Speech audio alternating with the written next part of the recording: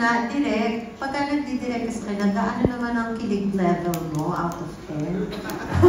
Siyempre, actually, sobrang, ang bilis ko lang pakiligin. Actually, sige, ganito yun. Dalawa kasi love teams, di ba? May Jayfer, ano yung isa? Ash, Jerry and Jayfer, ayan sila. So, kahit, ayun, ano lang ako eh, mababaw lang ako eh. Mababaw lang ako, basta maayos yung acting nila, kinikilig na ako. Pero more than that din also, since sanay na, kumbaga ang dami ko nang dinedirect na mga kilig moments, hindi ko minsan tinitingnan yung sarili ko, mas tinitingnan ko yung mga staff sa likod. Pag nanonood sila, kinikilig. So naka-level 9 naman, 9 pa. Wala pa kami dun sa sila na eh. So siguro pag sila na, 10 na. For Andres naman, syempre diba, yung trailer pa lang, kilig na. How does it feel rin na you're entering a love team na siniship ka na rin ng mga fans kayo ni Ashley na? Well, honestly, it feels really good. Then, tuwing na may eksena kami ni Ash, nagkikilig talaga ako po kasi... Actually, totoo yan. Minsan sa ko, Andres, hindi yan si Kiefer. Ba't kinikilig? Yeah, so kahit si Direk minsan he'll play music during the sequence. So, you know, I feel it naman. Good feeling. How about Great feeling. Great feeling. How about you, Ash? How do you feel na, alam mo yun, entering a love team, tapos siniship ka na rin kay, Andres? Ayun po, may mga naka-love team ako before, pero si Andres po yung nag-click po talaga. And sobrang, hindi ko po talaga in-expect. Hindi ko po talaga in-expect. Tapos syempre, Andres mo lang na yan, Ayun, so sobrang thankful lang po talaga kasi wala po talaga akong in-expect. Pero parang answered prayer na din po. May kilig rin? Thank you. Thank you po. Thank you so much. That is Ana Cerezo ng ABS-CBN. Up next, it's Ana Rina, amistoso ng Ana Rina TV. Hello, good afternoon. For my first question, for the author naman niya, anong reaction mo after you watch the trailer? Namumutya ng section na kinikilig ka ba? Oo, napapag ko po si Direk. Kasi magkatabi po ko. So ayun, natuwa po ako, tapos kinilig din. And hindi ko itatanggi na feeling ko, ayaw ko magsalita nung tapos, pero feeling ko nahigitan pa nila yung nasa libro. Wow, that's nice! That's nice! For the lead cast,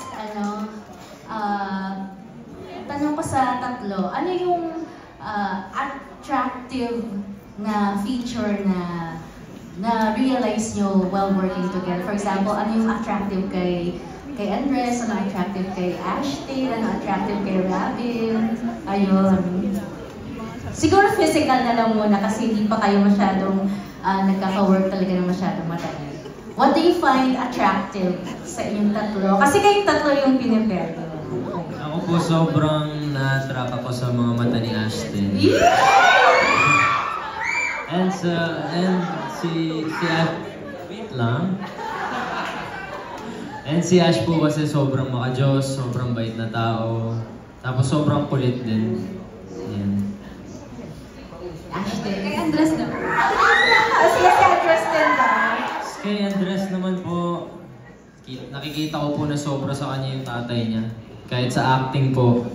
Kaya sobrang, siyempre pogi si Andres kahit paano mo titigan.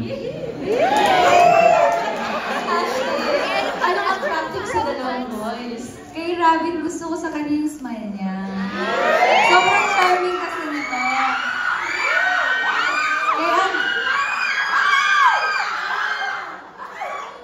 Kay Andres naman, syempre, gwapo naman talaga to. Pero bukod doon, yung personality niya talaga. Andres? Sino muna? Si Robin o si Ash? Kay Rob, pinaka-attractive syempre yung buhok niya. Yes. Alam ko na. Agree? Okay. Tapos kay Ashton naman. Ako, marami to.